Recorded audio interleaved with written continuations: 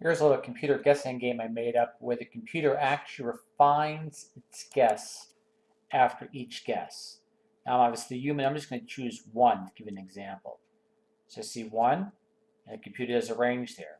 The range is high for the AI, then it reduces one from the upper part of the range. If it's low, it raises it.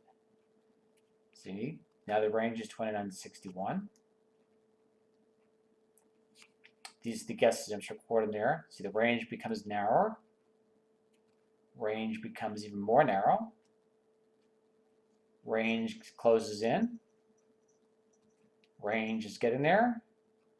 Right about there it is. The AI wins because you see it narrowed its range after each consecutive guess. Hope you enjoy. Catch you in a bit. Bye.